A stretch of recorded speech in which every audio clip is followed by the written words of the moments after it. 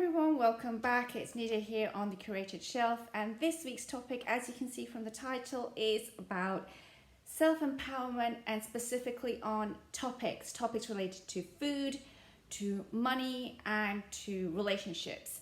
So yeah, I've picked 3 books here. I'm gonna just give a quick overview of why I've picked this topic this week. So if I forget, just to say that hit like, subscribe, and notify below. And yeah, looking forward to your comments. So I picked this as a topic this week because I have kind of like been looking through my shelves, and I realized that there are some books that I have that are very specific on to do with weight, to do with food, to do with eating, to do with body image. I also have books which are related to money and spending and habits, especially for women, around issues to do with kind of like how much we earn, what we spend on, how we save, and so forth. And finally, I do have some literature which is to do with the dating scene. And so I thought, well, would it be good to do a bit of a review on is it worth getting self-empowerment books which are very specific to topics? And actually, in a more acute question, I was thinking of was, is it worth the money? You know, is it going to be a quick fix? And I think when I began picking this kind of literature up, I do recall, you know, there would be this moment where I'd walk down the aisle. You know, this is the old days. I'd walk down the aisle in the bookshop, and these books literally appealed to me, you know, 10, 15 years ago, because I just thought, well, this is it. This is going to fix it. You know, this is going to give me some results. And I would feel like, you know, I was against the wall on something, and, you know, will this change things? And I think it's a very normal feeling to have. As I've gone through life, I've realized a lot of us have that. We want that thing to fix it for us. And if it means spending 10, 12, 15 pounds in a bookshop and getting that piece of literature will help you, there we go. And the other part of it is, you know, that a lot of people go to therapy, they go to counseling, which is fantastic. I'm not going to knock it at all. But it is almost as if, you know, if I pick up these books, you know, will it fix it in that sense? And so, yeah, I kind of like thought it would be good to do a very topic specific dive today. And I've picked these 3 up. This is She Economics, this is You Can Be Thin, and this is Calling in the One. I will put all the links and the names, to the literature below, so you can find the books if you're interested in these 3 specific. But actually, I have to say that these are just examples, and there's a lot out there. So just, you know, go with what feels right for you in your gut and check reviews. So that's a disclaimer there for you. I'm not saying you have to buy these specific books. These are just examples. So yeah, is it worth getting books which are, you know, is it value for money for getting it on a specific topic, and does it fix things? And the answer is yes. And you're gonna think, what? No, I get it. And I'm gonna say yes in a very broad sense, and that's because I think that there's a bit of a disservice when I go in thinking that if I buy this book, it's going to change everything. What I found for me is that when I get a topic specific book, whether it's regarding issues around food, or is it around spending and saving habits, or if it's around relationships and dating and being open to meeting the right partner, it's all to do with my mindset and my attitude towards the area. And these books, I think, for me, have been great catalysts for change. It doesn't mean that they, you know, quickly fix everything in one go. It's not kind of like, you know, I read the book and 6 weeks later, 2 months later, everything was done.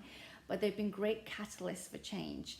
And what I found really empowering about literature such as this is that the author writes from their very personal perspective. They write because they've been in those shoes, they've had those experiences, and they really write from a place of experience and peer-to-peer.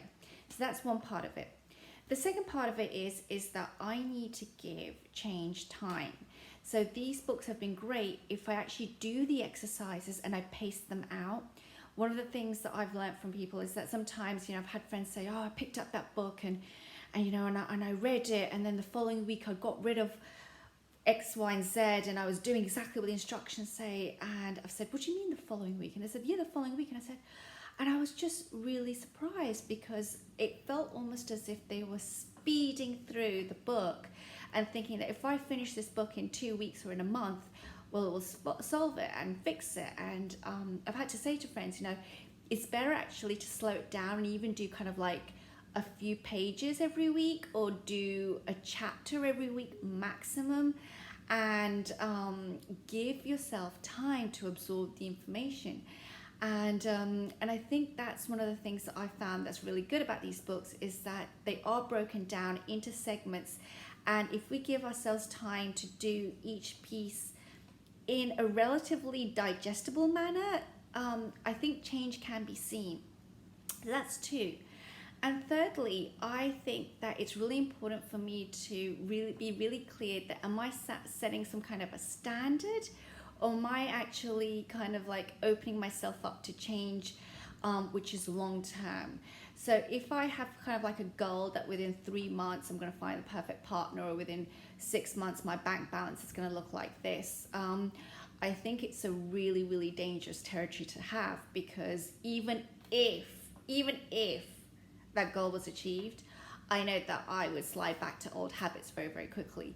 For me, the really important thing is that I actually make changes which are more long-term, which are sustainable.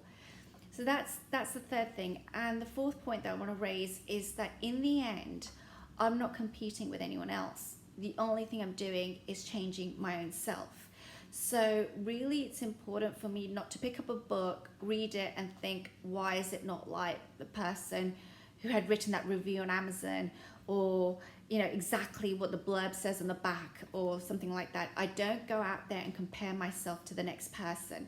I actually look at how reading and digesting the book and doing a little bit of the exercises, a little bit of the change, how it's had an effect in my life. And if I see the needle move even a little bit, I have to say, for me, that's a success. And I say that because over time, those are the changes that have lasted more in my life.